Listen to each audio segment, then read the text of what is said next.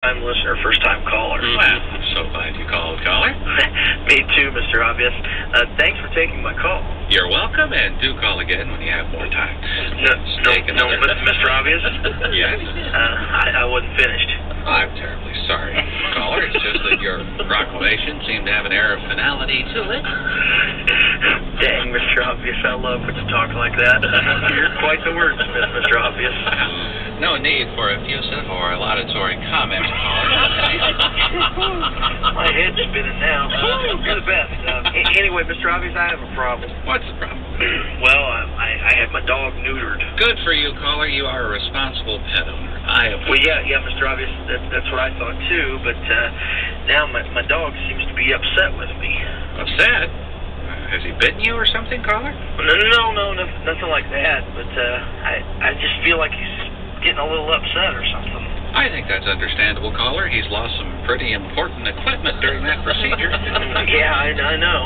I'm just a little worried, though. Oh, my goodness, your dog hasn't bitten someone else, has he, caller? No, Mr. Obvious. Laddie would never do that.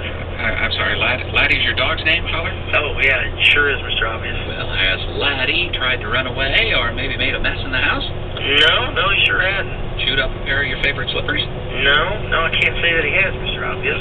I'm not sure I understand the problem then, caller. How can you tell he's upset? Well, he just seems like he kind of ignores me, you know? Caller, I just want to say I'm not into name calling, but I think you are being just a little silly about this whole thing. I am? Well, you be the judge. You're taking up valuable airtime that could be used by people with real significant problems to talk about your dog being mad at you. I think you seem to be just a little oversensitive. Well, I mean, maybe you're right, Mr. Obvious, but I tell you what, I mean, sometimes he just doesn't even obey me or anything. So he's become a little disobedient. Yeah. Well, I suspect that's just a little retaliatory phase he's going through. I wouldn't worry too much about it. I'm sure pretty soon he'll sit when you tell him to and roll over and play dead on command. I just don't see a problem here, caller. So you don't think it's dangerous, Mr. Obvious? Dangerous? I'm not sure how. You always keep him on a leash when you walk it, don't you? Well, sure, Mr. Obvious. He's always on that leash. Well, I'm not sure how his disobedience would be dangerous, caller. I think you just need to wait for your dog to get over being upset with you and move on with your life. Well, I'll sure try, Mr. Obvious. As soon as I get out of here, I'll try that. Out of where, caller? Out of the hospital. What's wrong, caller? Oh, I got 3 broken bones in my right leg and, about 170 stitches. What? My land, caller, what happened? Well, to be quite honest, Mr. Obvious, I'm not quite sure. I know that I got hit by a bus about a week ago, and yesterday I got hit by a delivery van. Really, that's not all I can remember. Hit by a bus? A delivery van?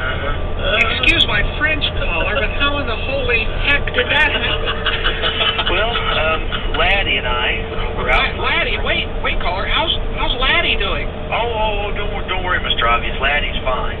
Thank goodness, not a scratch. He's a good dog, Mr. Obvious. Caller? Yes, Mr. Obvious. Caller, how could you get hit by a bus and a delivery van while walking your dog? Yet nothing happened to the dog. Yeah, that is kind of weird, I guess. And from what I understand from the witnesses, Laddie was already up on the curb. Witnesses? Oh, my goodness. Caller, can I ask you a question? What's that, Mr. Obvious? Caller, are you blind? Oh, yeah, sure am, Mr. Obvious. Did I mention that right at the beginning? Did you mention it? Heck no, you didn't mention it. I can't believe this. I was belittling you because I thought you were some hypersensitive little twin upset because his puppy was giving him the cold shoulder, and all the while you're a blind man being led into the path of speeding vehicles. Sadistic canine. Love them big fancy words, Mr. Obvious. I didn't mention anything earlier about being blind. No, God, caller, no, your dog's very dangerous. You need to get rid of him right now. Get yourself a new lead dog. I do? Yes, of course you do. You castrated him, and now he's trying to kill you. I never made the connection. I have to go. It's hard for Mr. Obvious to say idiot, but I feel like such an idiot, like a big know-it-all, albeit with an above-average vocabulary. Know-it-all nonetheless. I'm sorry, caller. Mr. Obvious? What is it? You don't think if I gave him a little treat or something, I might snap it out of it? Stop rubbing it in, caller. I'm sorry, darn it. Hey, Mr. Obvious? Yes. You're a lifesaver.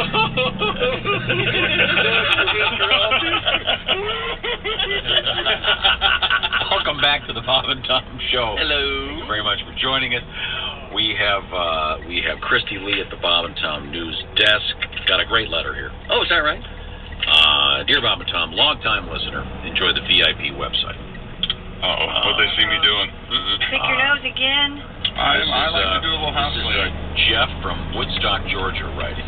Woodstock. I was at a local bar recently. I paid my bar tab. The server offered to bring my change back. I'm a good tipper. I said, no change. Across the bar, I hear, no change! Pussy! Oh, yeah? I know. That's yes. Yes.